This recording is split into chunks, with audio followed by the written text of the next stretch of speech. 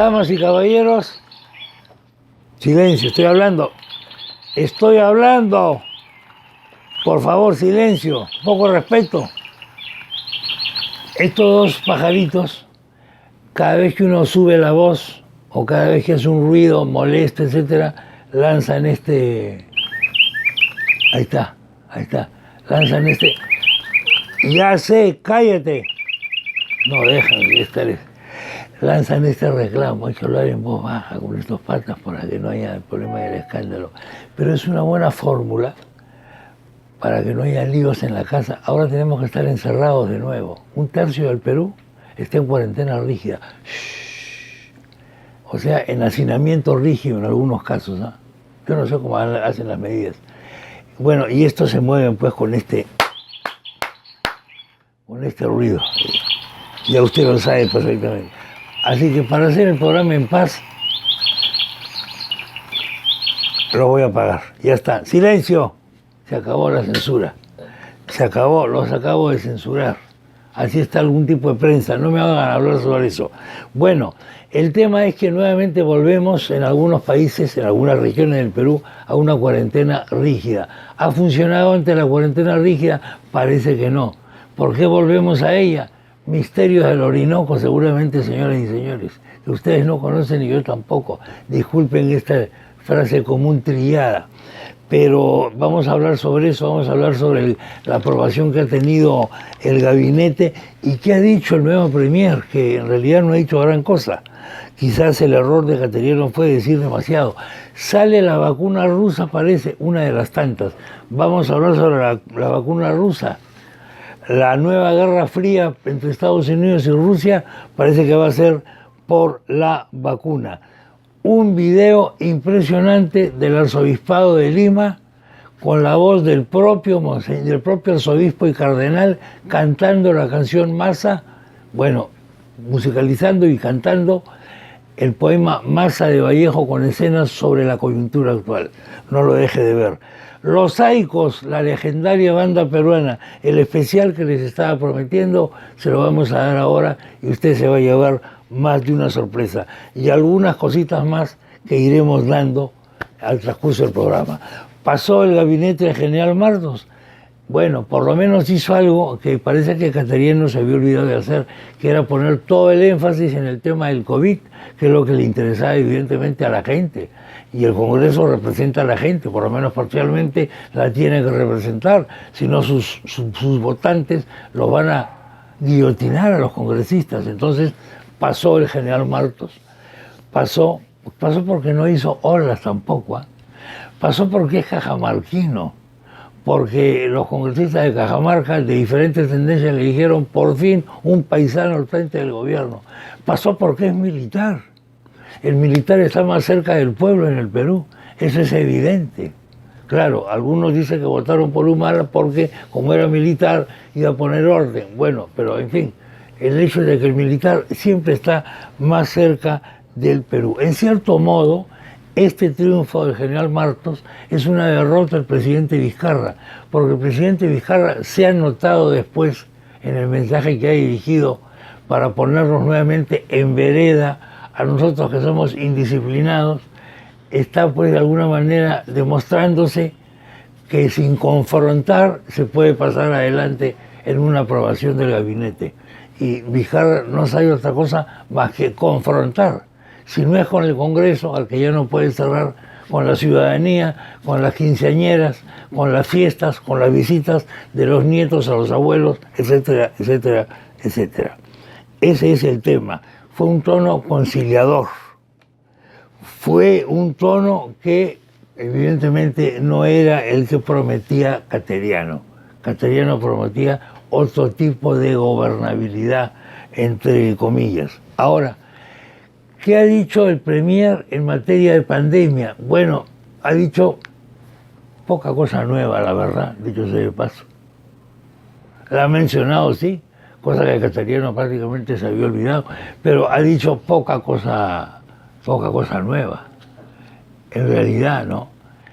Y en materia económica, ese es el gran fallo del mensaje, o sea, la gran ausencia del mensaje ha sido la materia económica. y no estamos dando palos de ciego en materia económica.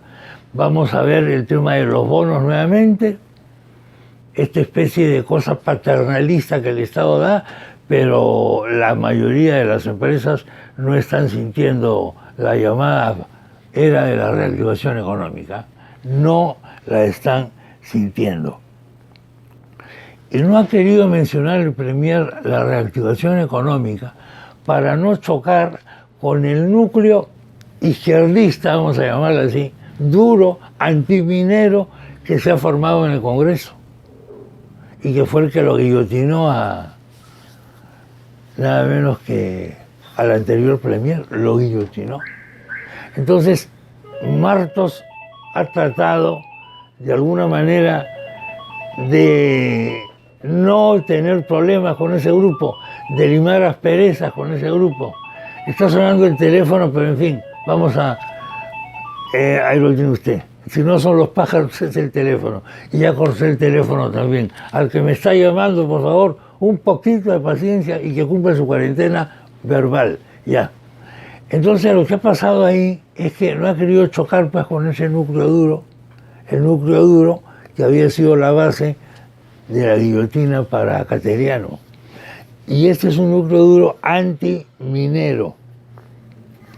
Algunos dicen que este es un sector de izquierda, puede ser, pero es un sector de una izquierda dura, diferente a la izquierda caviar, de alguna manera, que es la izquierda que estaba protegiendo al presidente Vizcarra. Vuelvo con el tema después de esta pausa.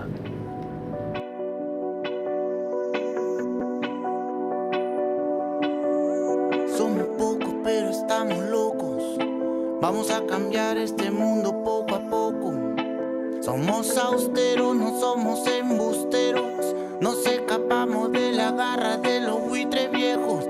Sin complejo ni vino añejo. Solo mensajes antiguos que traspasan el pellejo. Como la brisa que viene del mar. Como el viento que canta al soplar. Como las huellas que ven los cerros.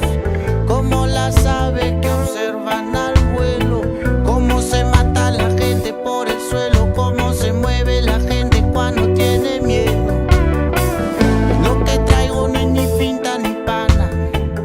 Lo que busco no es riqueza ni fama. Yo no quiero llevarte a la cama. Yo no quiero que me presentes a tu hermana. Y aquí les traigo un par de acordes simples. Quiero comunicar, yo no quiero lucirme. Con la simpleza se abren muchas puertas. Con sencillez se hacen cosas eternas. Queremos que valga la pena. Que nazcan más niños en la tierra. Y queremos que la esperanza le llene a todo mi pueblo la mente y el alma. Queremos que las cosas se decidan bajo criterios que defiendan la vida. Queremos que la selva sobreviva tanta codicia que la tiene en la mira. Bueno, pues el Premier se ha querido congraciar, o por lo menos no chocar, con el sector duro, este sector duro antiminero que se ha creado en el Congreso y que con sus sabias medidas políticas el presidente Vizcarra ha creado, sin querer queriendo, no lo sé. En el anterior Congreso no había este sólido bloque antiminero. Hablando de izquierda, si se le puede llamar de izquierda a este grupo, dicho que es tan diferente a la izquierda caviar, que era el que ha estado protegiendo a Vizcarra, evidentemente, sin ninguna duda. Entonces, lo que tenemos que ver acá es que no se ha querido mencionar la reactivación económica. Y entre esa reactivación económica no se ha querido mencionar la minería. Y hay que ser realistas. El Perú necesita la inversión minera, señoras y señores. Esto no es ni de izquierda ni de derecha. Esto es de calculadora, nada más. Necesitamos esa inversión, otras inversiones también, pero esa inversión también la necesitamos. Minería no es incompatible, primero, con cuidado del ambiente. La minería moderna cuida el ambiente. El ambiente se ve perjudicado por minería anticuada y por la minería informal o ilegal que justamente crece cuando se bloquea a la gran minería formal. Eso está probado. Esto no es que se me ha ocurrido a mí. Esto está suficientemente descrito por todo el mundo. ¿Se puede hacer gran minería respetando los derechos de las comunidades? Naturalmente, se debe hacer. Y para ello hay muchas fórmulas. Una fórmula, por ejemplo, es incorporar a las comunidades como socias del emprendimiento minero. La otra fórmula, que los gobiernos parece que se resisten a aplicar, es reconociéndole títulos de propiedad a las personas y las comunidades que están en los territorios donde hay minería o donde hay minería, títulos de propiedad fiables para que ellos puedan negociar con las empresas. Y el otro tema es que el tema peruano sobre el recurso del subsuelo es un tema que también habría que revisar. La propiedad del subsuelo es del Estado. Yo, acá en el jardín de mi casa, tengo en teoría derechos solamente sobre el pastito que está por encima. Si mañana se descubre petróleo acá, el jardinero, de casualidad, descubre petróleo, esto es del Estado. Bueno, eso es lo que tenemos que ver. ¿Y yo qué pinto en todo este juego? Entonces, todo esto sí se puede hacer. Lo que no se puede hacer es seguir con esta política de los gobiernos que han acostumbrado a las comunidades a ser pedigüeñas de la gran minería. Las comunidades entonces se ven obligadas de alguna manera a pedir a la minería agua, luz, hospitales, uniformes para el equipo de fútbol, vestuario típico para la fiesta patronal, el Día de la Madre y todo lo demás. Cosas que el Estado es el que te debe resolver, y para ello el Estado cobra impuestos. Dios mío, ¿dónde están los impuestos que el Estado ha cobrado históricamente de la gran minería? Eso es lo que hay que discutir. Lo otro es una mentalidad feudal. Y esa mentalidad feudal debe ser evidentemente desterrada, porque eso es el atraso para el país. Y eso no es progresista, señores. La mentalidad feudal es reaccionaria. Tratar de mantener a las comunidades como mendigos sentados en un banco de oro y estirándole la mano al Estado para que el Estado le obsequie, entre comillas, agua, luz, etcétera, como si no fuese un derecho popular, eso es totalmente feudal y totalmente reaccionario. Y eso no tiene nada de progresistas. Entonces, estas son cosas que hay que solucionar, porque de lo contrario no vamos a avanzar. De esto nada ha dicho, por supuesto, el ministro Martos. Lo comprendo, tampoco voy a criticarlo por esto, no lo sabemos, se ha querido centrar en la pandemia, de eso también vamos a hablar, y no ha querido chocar con este grupo radical. Sophie Wells and the Swing Cats es una banda peruana que triunfa en España. Estos datos me los ha dado mi gran amigo Carlos Fernández, el hombre que me inició en la televisión junto con el maestro Sousa Ferreira, que está terminando su libro de memorias, dicho sea de paso. Y entonces vamos, y Carlito Fernández me ha dado los links para llegar a los videos de esta banda. Vamos a escucharla en primer lugar, y de ahí continuamos con el tema de la pandemia. I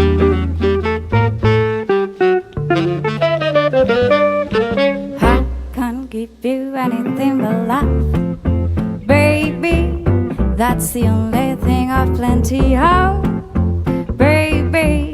Dream a while, scheme a while, we're sure to fall. Haven't it settled case? Hold those things you've always pined for. Gee, I love the way you're looking swell, baby. Diamond bracelets, Wilbur doesn't sell, baby. Till the lucky day, you know, don't worry, baby. I can give you anything but love.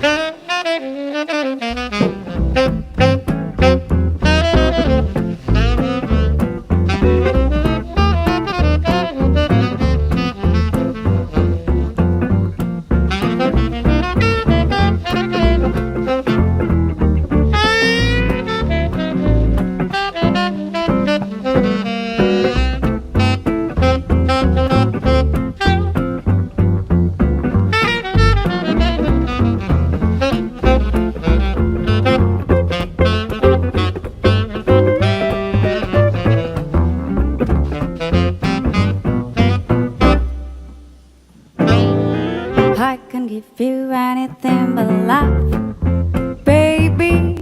That's the only thing I've plenty of, baby. Bueno, pues oficialmente hablando, ya hemos superado el 500.000 de casos. Hemos superado el 500.000 de casos. Y ha habido un nuevo mensaje del presidente Vizcarra, después de la aprobación del gabinete del general Martos. Ese nuevo mensaje del presidente Vizcarra, la verdad, suena pues mucho a seguir echando la culpa al pueblo, a la gente irresponsable, etcétera, etcétera, etcétera.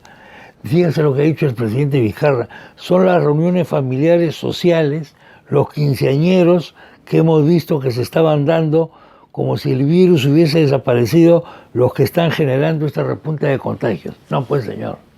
O sea, ¿cuántos quinceañeros puede haber habido en el Perú durante estos 5 meses? Porque son 5 meses que llevamos con estas medidas. No es cierto esto que está diciendo el presidente acá. Las reuniones familiares sociales, no. El problema del Perú, lo hemos dicho aquí 20.000 veces, ya no quiero insistir en esto, es que tenemos un país, la gente hacinada, en muchos casos viviendas hacinadas. Luego se han producido aglomeraciones públicas en la vía pública que no han sido pues controladas bien, hay que decirlo. Cuando se reparten los famosos bonos, por ejemplo, y la gente tiene que ir a los bancos, no ha habido pues un buen control de la fuerza pública, que lamentablemente tiene víctimas. La policía y el ejército y las fuerzas militares tienen víctimas, tratando de controlar a esta población que sale a la calle por medidas dadas por el propio gobierno. Ahora, el domingo tenemos que estar encerrados, etcétera. Muy bien, quiere decir que no puede haber quinceañeros el sábado. Puede haber quinceañeros el sábado, pues, señor. El martes no puede haber quinceañeros el martes. Entonces, el tema no va por ese lado. ¿En qué ha fallado la comunicación durante estos 5 meses? Es el ejemplo que siempre suelo poner o ponía en RPP cuando hacía entrevistas a gente que encabezaba campañas de bien social. Por ejemplo, llevamos décadas hablando contra el consumo de drogas. Muy bien. Si el consumo de drogas aumenta, la pregunta es, ¿en qué ha fallado la comunicación? ¿En qué ha fallado la campaña? Esto es lo que hay que analizar también acá, pero esto no es tan fácil de hacer. Entonces es preferible decir que la gente es indisciplinada y ahora tenemos ya a 1/3 del país en cuarentena rígida. Y luego, con el concepto paternalista de decirle que el pueblo es un pequeño menor de edad irresponsable. Y esto es algo que no se está revisando aparentemente. Desgraciadamente no se está revisando. Tengo acá 2 cuadros que nos manda, como siempre, Manuel Ruiz Huidobro. Vea usted los cuadros que él nos presenta. Somos primeros en el mundo, de acuerdo a las estimaciones, no cifras oficiales, pero de acuerdo a lo que estimaba la ministra de Salud, somos primero en el mundo en muertos por 1.000.000 de habitantes. Este es un cuadro. Y el siguiente es la popularidad del presidente Vizcarra según Datum. Ve usted cómo va cayendo la popularidad del presidente, obviamente. ¿Por qué? Porque no están funcionando estas medidas. Y tengo también otra banda peruana que se llama Budapest. Budapest es otra banda peruana que triunfa en Barcelona, España, y cuyo video vamos a ver en este momento.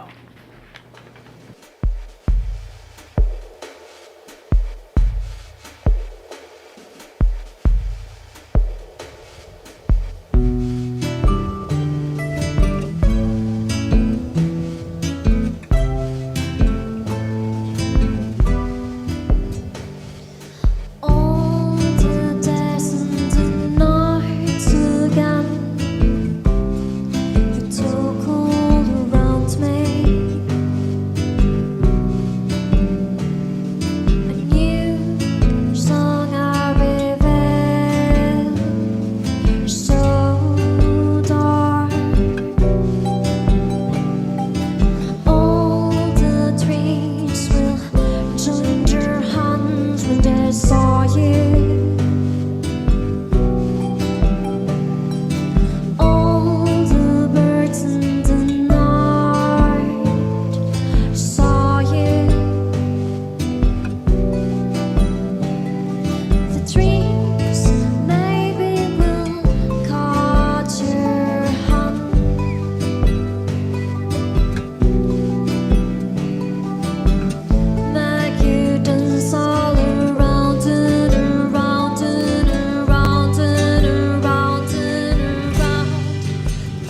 la vacuna rusa, anuncio del presidente Putin.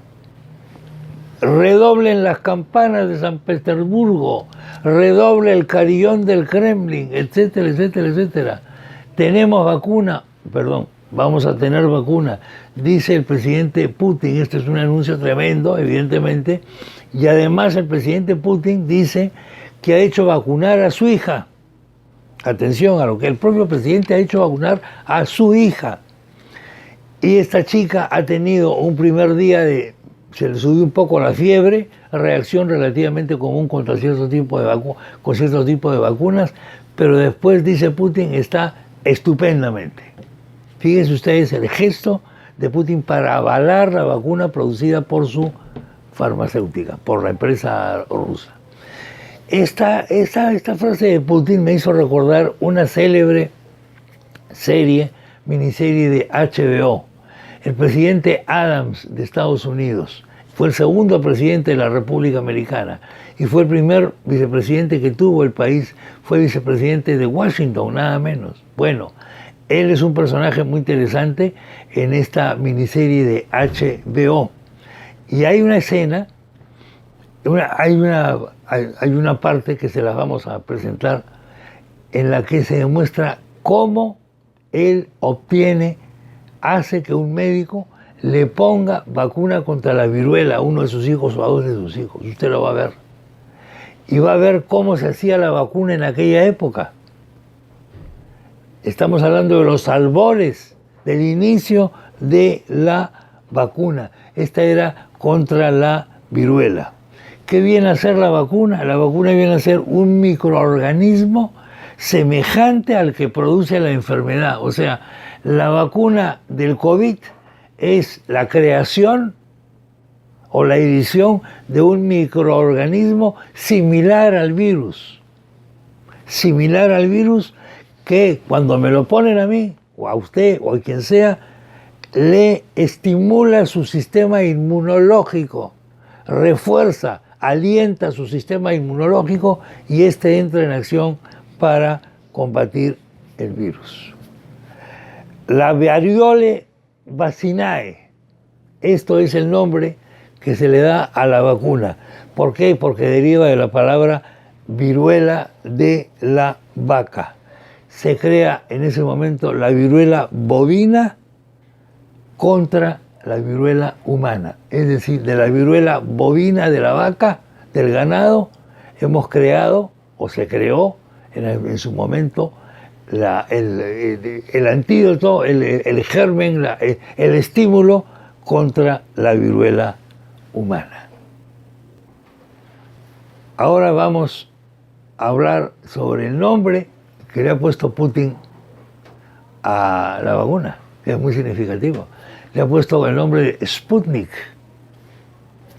¿Qué cosa es Sputnik? Sputnik, usted recordará, o usted habrá leído, usted sabrá, supongo, que es muy joven, fue el primer satélite artificial de la humanidad que se lanzó al espacio el año 1957, en la época de la Unión Soviética, y con el cual comenzó la famosa carrera del espacio entre la Unión Soviética, hoy Rusia, y Estados Unidos. O sea, comunismo versus capitalismo, grosso modo estoy hablando, ¿no?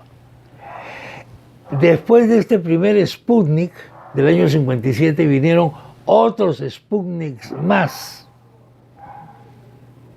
Y entre esos Sputniks viene, por ejemplo, el lanzamiento de la perra Laika, de Gagarin como primer cosmonauta del mundo, y luego de Valentina Tereshkova como la primera mujer cosmonauta.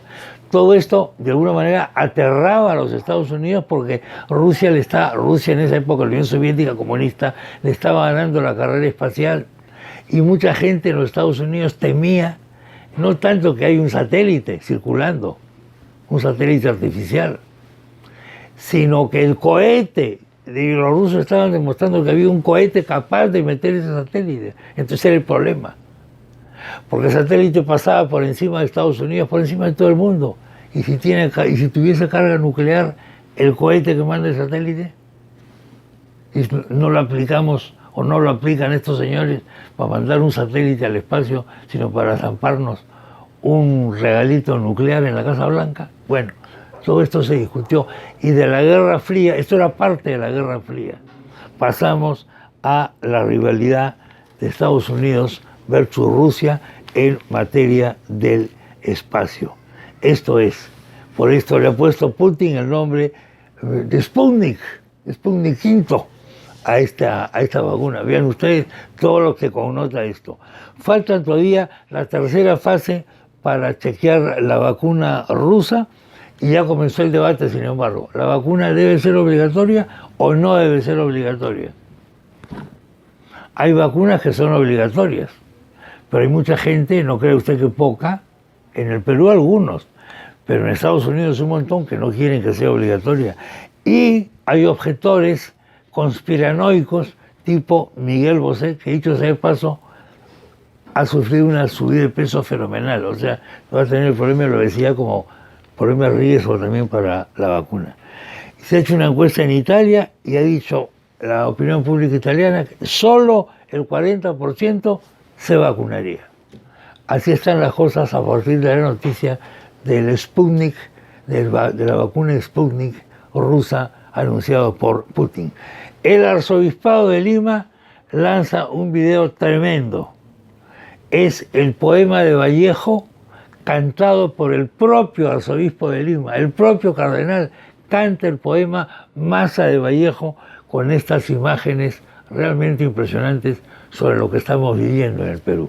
Vamos a verlo.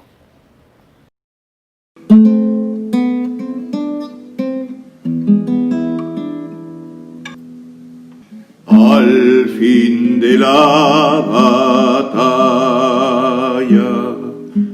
y muerto el combatiente, vino hacia él un hombre y le dijo: no mueras, te amo tanto.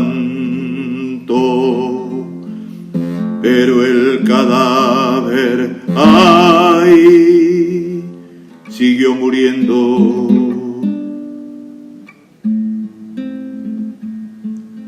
Se le acercaron dos y repitiéronle: no nos dejes, valor, vuelve a la vida. Pero el cadáver, ay, siguió muriendo.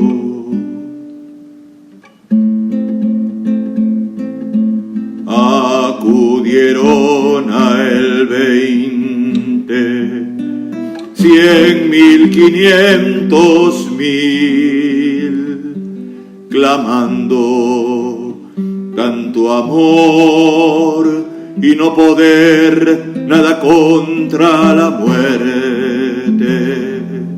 Pero el cadáver, ay, siguió muriendo.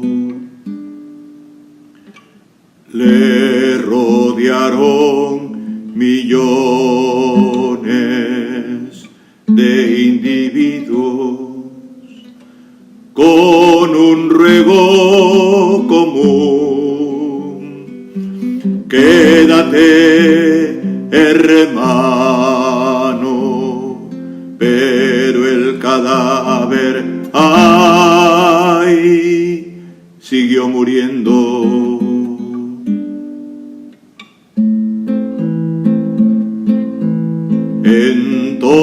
Entonces todos los hombres de la tierra le rodearon.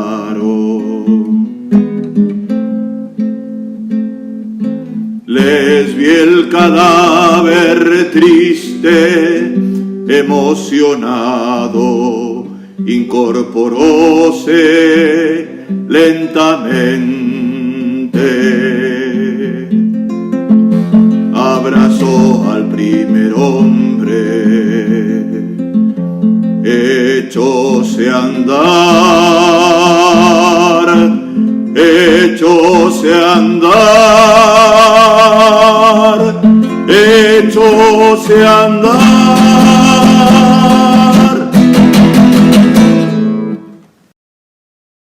Yeah, the Sonics recorded very, very cheaply on a 2-track, you know, and they just used one microphones over the drums, and they got the most amazing drum sound I've ever heard. Still to this day, it's still my favorite drum sound. It sounds like he's hitting harder than anyone I've ever known. He finds the Peruvian people gentle yet authoritative. He loves the food, and he thinks their psycho music is fantastic. The Sonics were, you know, this great garage band in the 60s. They never played further east than Pittsburgh, and they released a few singles, and they were kind of an obscure band in the Northwest around Seattle. And they got together after all these years because everybody who's heard their records became very inspired by it. Right. I know when I first talked to Tom Verlaine of Television in 1976, he told me about the Sonics. He said the singer sounds like he gargles with razor blades. That's what that guy sounds like. What is this man? Huh? Yeah, this the Psychos you just played for me. Sounds like the guy gargles with razor blades.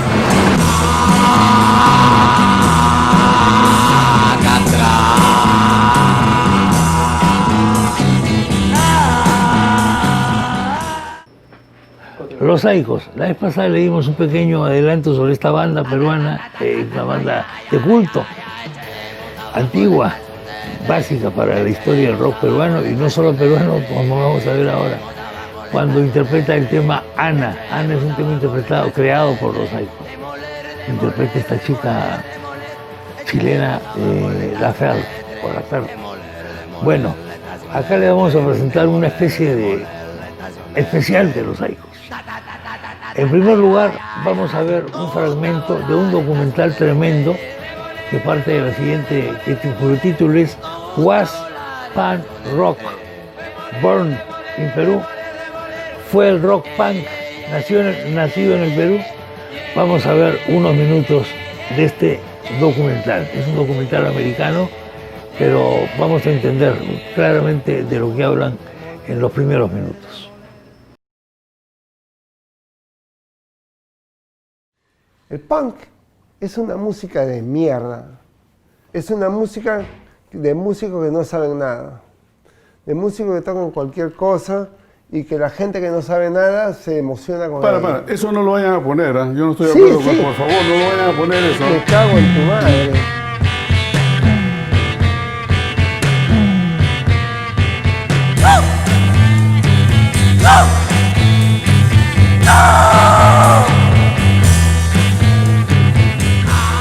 Fueron una banda que existió en Perú en los años 60 por aproximadamente 1 año y medio, 2 años. Era una banda prácticamente de amateurs que no habían tocado mucho y que de pronto, después de tocar creo que 1 o 2 veces, ya estaban en la televisión y eran estrellas. Los Saicos fueron los padres del rock en el Perú. Well, if you're making a movie about Los Saicos, you should say Los Saicos invented punk.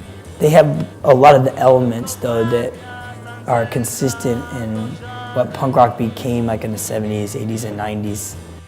Todo el movimiento punk que se da en Inglaterra es aproximadamente unos 13 años después de lo que se da en la música de los Saicos en Perú.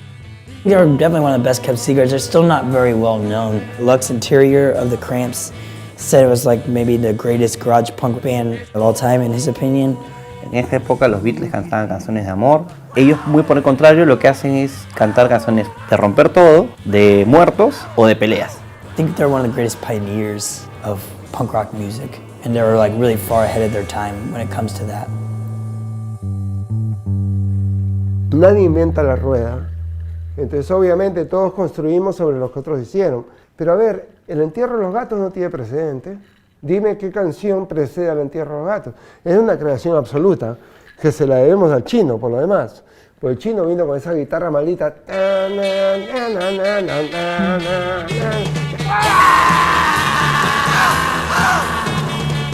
O sea, una cosa tan tarada que está fuera de la historia de la música. Éramos 4. Papi era el cantante principal de la banda. Pancho, un baterista muy bueno. el chino Rolando Carpio, que era un guitarrista muy creativo, que hacía unos arreglos bárbaros a las canciones, y yo que también estaba en la banda. Nos conocimos por el año 60, 61 aproximadamente, porque todos vivíamos en Lince. Vivíamos aproximadamente en un radio de 3, 4 cuadras. Los dos que primero empezaron con los Psychos fue Erwin y Pancho. Erwin se va a estudiar a Brasil, ahí se compra una guitarra. Cuando él llega a Lima decidimos hacer la banda. Pancho tocaba la mesa, las puertas, las cosas. Mi mamá dijo compramos una batería muy primitiva de 3 elementos, bombo, tarol y platillo. Yo siempre hacía percusión, papi tenía un rondín, por ahí hacíamos algo. Y papi era pata nuestro, todo el día andábamos juntos. El último en entrar fue el Chino, que ya había tocado en otras bandas y era un poco mayor que los otros además. Pero papi no podía tocar bajo y cantar a la vez. Y hacía cabeza yo gritando porque no sabía cantar. Y de pronto sonó una banda real, así, instantáneamente. Y ahí es donde entra la historia de mi hermano Harry. Él inventó los Psychos. Cuando los Psychos empezaron a tocar en la casa, pues yo hablé con uno de mis amigos, le pedí que los pusieran en la radio. Todo el mundo llamaba, querían saber quiénes eran ellos. Y vino a vernos el disc jockey y dijo, oye, a ustedes yo los voy a poner en este festival que es el Emmy Awards de Perú. Y ahí aparecieron los Psychos que nadie conocía. Y estaba la radio, la televisión, las disqueras, los periódicos, todo el mundo estaba ahí. Entonces tocamos Come On, Come On, Baby Come to Me. Fue la primera vez que tocamos ante un público así tan bacán. Terminamos de tocar y no tuvimos respuestas, ¿no? Parecía que no habíamos tocado, ¿no? Que no existiéramos. Había un silencio de la zamputa. Un silencio. Yo dije, pero qué cagada habremos hecho. Y de pronto se levantó todo el público aplaudiendo y gritando y salimos de ahí con contratos de discos, de televisión, los periódicos nos hicieron reportajes, todo. A partir de ahí hicimos música durante 3 años y nos salió todo, ¿no? Estos son los discos originales que fueron grabados en la época. Tengo El entierro de los gatos, Cementerio, Ana. Bueno, lo bonito de esto fue de que pude cantar. Ah, no, pero tú eres un cantante de la zamputa. No, pero nunca me hubiera enterado que podía cantar. Ah. O sea, gracias a que pude cantar. No, yo le hice Ana a él. No, le hice Ana a Pancho, que era una novia de Pancho. Ana era enamorada mía y hubo un conflicto por ahí de intereses, un conflicto de intereses románticos. Y como siempre, ¿no? Castrillón metió su cuchara y quería entrar por los palos, quería trazarme. Esa es la típica, ¿no es cierto? Y Erwin hace la canción, un homenaje a Ana. Nací para amarte a ti, Ana. No huyas de mí, porque Ana corre de mi amor. Hemos llegado al simbólico Cine Teatro Country de Lince. Mira, cuando nosotros llegábamos a este teatro, generalmente ya habían otras bandas que estaban tocando. Tenían muchos mejores amplificadores, pero decían que nosotros sonábamos más fuerte aún así. ¿Cómo no ibas a querer reventar las cosas para que suenen, no? Querías más volumen, ¿no? Más punche, más fuerza. Nosotros dejamos de tocar el año 66. Desde aquella época, mira que no subo a este escenario, qué bestial. Ah. La historia es muda ahí sobre por qué realmente se separaron. Ellos no se dan prenda. Tocamos en el 65 y 66. Ni siquiera llegó a 2 años y nunca más volvimos a tocar. No era una profesión realmente la música. Y además todos éramos muy estrellas. Esa cuestión del estrellato arruina muchas bandas. Ni siquiera dijimos vamos a separarnos y parar. Simplemente paramos. Ya cada uno enfiló su rumbo. Yo actualmente me dedico a la construcción. Erwin tiene una empresa, una compañía internacional y Castrillón ahora está medio retirado. No, nunca nos separamos, dejamos de tocar solamente. Era insoportable estar viéndolos estos patas todos los días. Durante 3 años era suficiente, ¿no?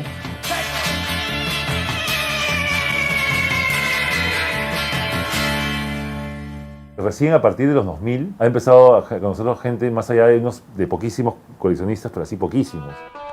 El 98 un peruano fue con un amigo a Radio Nacional de España que tenía un programa musical y él dijo, pongan esta canción, se las ofreció y la pusieron.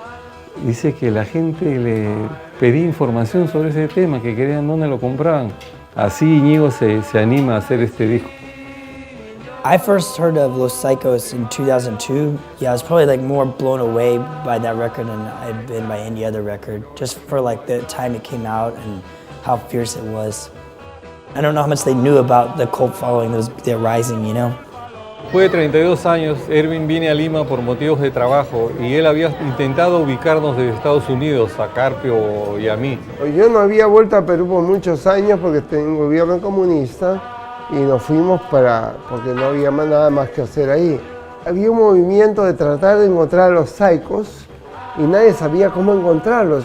Habíamos perdido contacto, aparte entre nosotros, con el resto de la gente, ¿no?, que conocíamos musicalmente.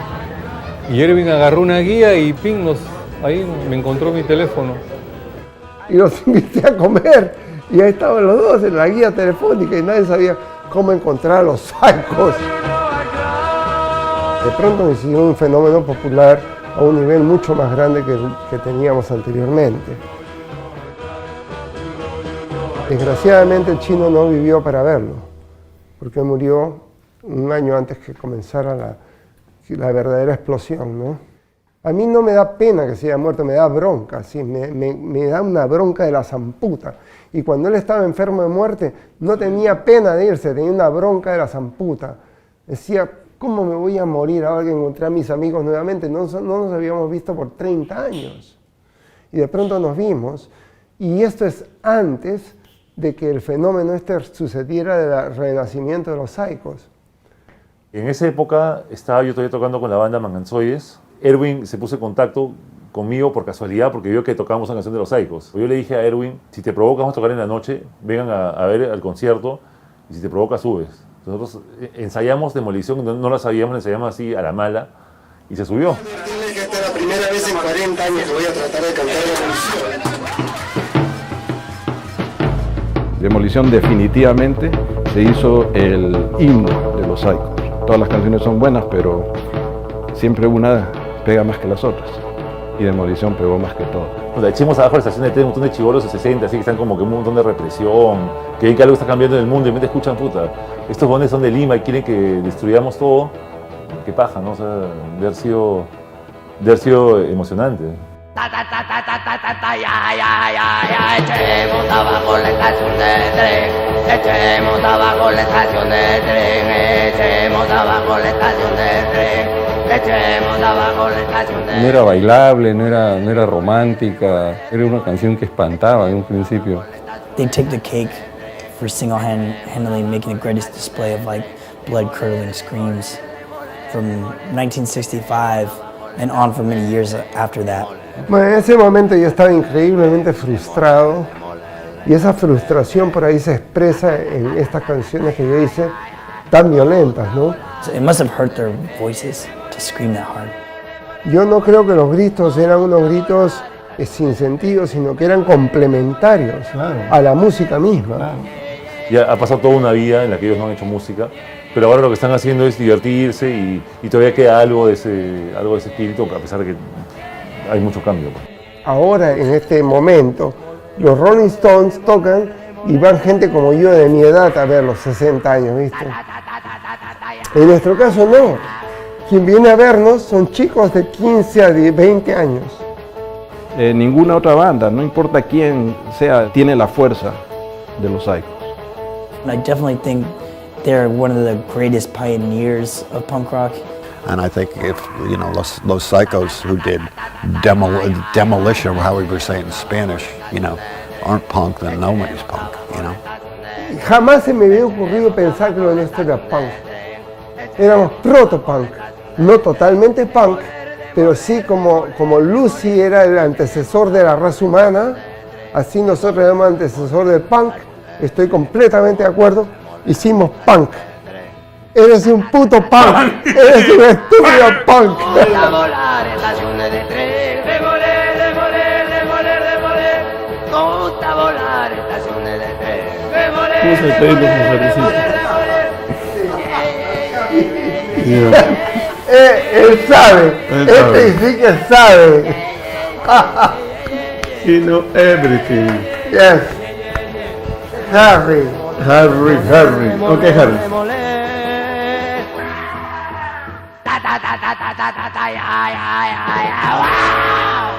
Y ahora vamos a ver el programa que tuve yo con dos de los Saicos, uno de ellos lamentablemente fallecido, Pancho Guevara, lamentablemente fallecido, después del programa que grabamos en nuestro programa que teníamos en RPP TV, Chema a las 11.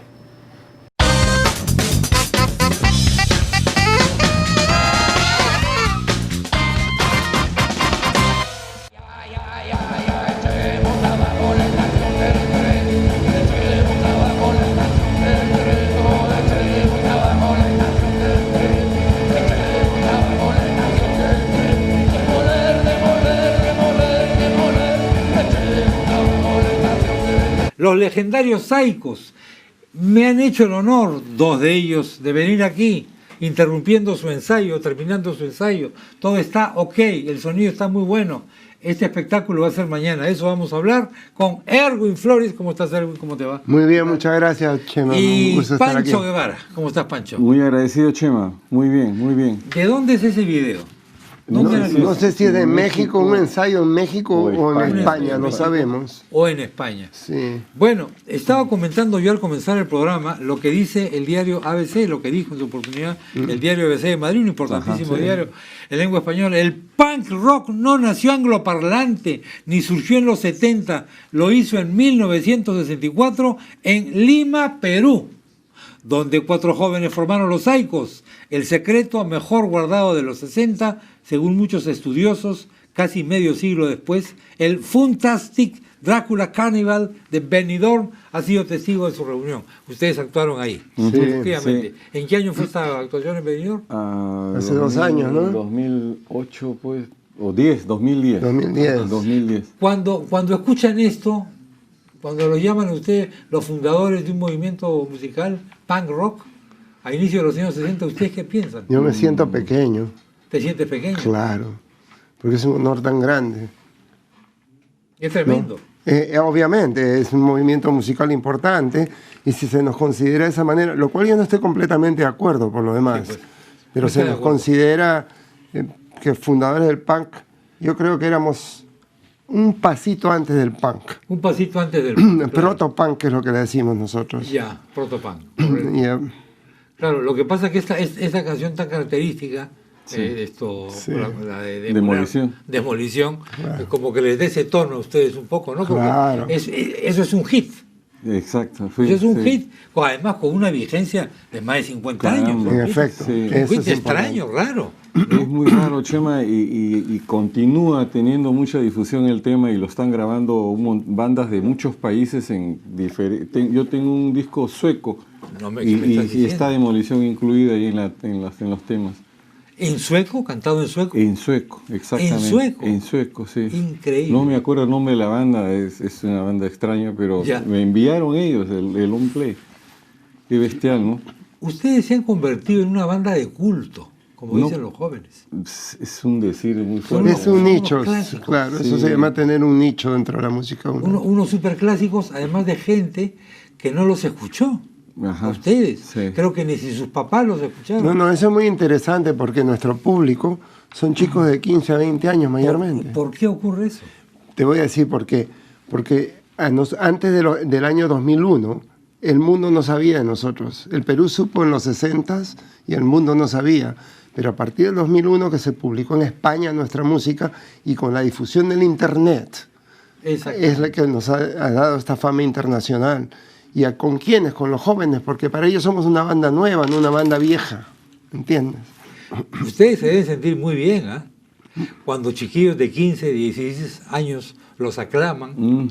Gratificante. Pero que eso debe ser algo fantástico. Pero es que imagínate, no es ser Saicos una vez, sino 2 veces en la misma vida. ¿Ah? Porque es una refundación. Claro. Exacto. La del 2001 es una refundación. Exactamente. ¿Cómo fue que llegaron a grabar ese disco en España? ¿Cómo fue la cosa? Ese tema es grabado el año 65. Ya. Lo de España es una actualización, remasterización. De la misma grabación. De la misma. La remasterizaron. La remasterización. Claro. Exacto. Sí. Ajá. Y Más España. mérito todavía. Ojo. Bueno, sonábamos mejor entonces que ahora, porque éramos más jóvenes. Pero ahora hay más computadoras, perillas, aparatos, altoparlantes y no sé qué. Exactamente. Sí, mucha técnica. Muletas, sillas de ruedas. En esa época, todo esto era un poco artesanal todavía, ¿no? Exacto, sí. Un poco, no. Bastante. Totalmente artesanal. Totalmente ¿Te artesanal. acuerdas cómo grabamos Camisa de Fuerza? ¿Sabes? Nos conectaron a la consola del estudio y no escuchamos lo que tocábamos, solo escuchamos la batería.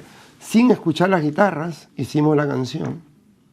¿Te imaginas lo primitivo que era eso? Es increíble. Eso era pues música de garaje, digamos. Eso es lo que es, se llama música de garaje, propiamente de garaje, dicho, eso es lo que es. Claro, pero ustedes, por supuesto, en ese momento, ¿qué querían de la vida? Tú Pancho, ¿qué tenías en mente, por ejemplo? Mujeres siempre, claro. Hasta ahora, supongo, ¿no?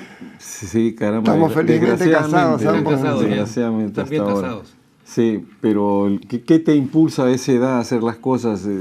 La juventud y el ímpetu que uno tiene de llevar adelante y hacer todo, ¿no? Te llevas de encuentro todo. Sí. Y con Papi, con Erwin, así, con Carpio, Rolando Carpio. La fama también era atractiva, ¿no? Eso es muy importante. Sí. Realmente en el año 65 nos era difícil caminar las calles de Lima sin que la gente se nos acercara, de buenas o de malas algunas veces. La fama trae eso, ¿viste? Ambas cosas, no lo sé. Pero hay mucha agresividad también en algunos casos. En este momento nuestra fama es inmensamente más grande. Pero lo que ha ocurrido con ustedes es que, claro, todos los grupos, que hay miles, millones de bandas de garaje, de bandas de barrio, de todo, llega un punto en el que dicen, bueno, hasta acá llegamos y de vez en cuando nos tomamos un trago. ¿Te acuerdas? Cuando casi debutamos en el teatro, no sé qué. Ajá. No, por eso. Pero ustedes han renacido. Y mañana se van a dar cuenta. Ustedes ya han actuado con público juvenil, pero lo de mañana va a ser algo monumental. Monumental, esa es la palabra. Monstruo. Va a ser monstruo. Y va a ser un reencuentro de ustedes con el público peruano. Con el público peruano. Que es una gran maravilla, eso es un honor extraordinario. Público, ¿cómo se van a emocionar ustedes? Los políticos generalmente no le dan importancia a la juventud. Sobre todo porque se vota recién a partir de los 18. Y antes era peor, se votaba a partir de los 21. O sea, es una cosa extraordinaria. Yo lo considero extraordinario. Yo vivo en Estados Unidos hace 40 años. Hace 40 años vives en Estados Unidos. Sí. Claro. ¿En qué circunstancias te vas tú allá? Políticas. Políticas. Velasco Alvarado, perdimos todo. Con Velasco Alvarado y teníamos que emigrar. ¿Qué tenías que Teníamos algunas cositas y las leyes que se emitieron, agrarias, pesqueras, industriales. Al final dices, me voy antes que me tiren al mar. Dime una cosa, ¿y tenías familiares allá? Tenía mi hermano Harry. Ya, vivía allá hace tiempo. Sí. Y bueno, al final, en un sentido personal, fue una gran cosa que sucediera esto en mi familia, que tuviéramos que salir a buscárnoslas por el mundo, porque me permitió hacer muchas cosas que jamás me hubiera imaginado. No te hubieras imaginado. Cuando llegaste, ¿ya tenías una chamba ahí esperándote o no? No, cuando llegué, ¿sabes cómo me ganaba la vida? Tocando la guitarra en bares y restaurantes y cantando canciones de Palito Ortega, que Leonardo Fabio, que Rafael, ¿Y qué te daban propinas? No, me pagaban por cantar, pero mientras mis amigos eran mozos, yo era el cantante. Y pero luego tuve la suerte de conseguir una beca y estudié y me hice profesional y tenía una buena vida. La vida después del primer ciclo. Exactamente. De los Saicos. Después de ser Saico, paré de hacer música, no volví a tocar nunca, no volví a agarrar una batería hasta después de 40 años que nos hemos vuelto a juntar. Y yo sí me permanecí en Lima, me quedé en el Perú. Hice una carrera trabajando en Lima y me fue muy bien. Construcción. En construcción. Sí, en vivienda.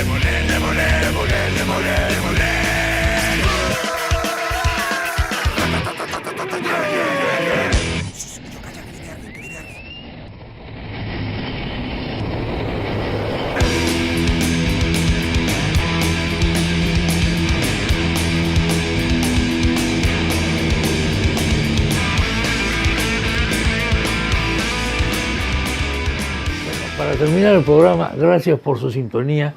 El 29 de agosto tenemos una misa para recordar y pedir por el alma de nuestro gran maestro de periodismo y gran amigo, el Chivo Castillo. Ahí tiene usted, eso va a ser el día 29 y va a ser, por supuesto, una misa virtual. Y va rumbo al Grammy, ha sido preseleccionado, tiene que pasar todavía a una etapa posterior, al Grammy Latino, Canciones Sagradas de Johann Sebastian Bach. Su productor, el productor de este disco es Ricardo Levitus. El conjunto que lo interpreta es el conjunto, nada menos que conjunto Capilla Limeña, y la grabación es una grabación de Global Artists Studio, el estudio de nuestro músico de cabecera, como siempre le digo, Abraham Padilla. Postula este disco al mejor álbum cristiano en español para el Grammy Latino. Buena suerte en ese empeño y escuchemos, con él nos despedimos. Hasta luego.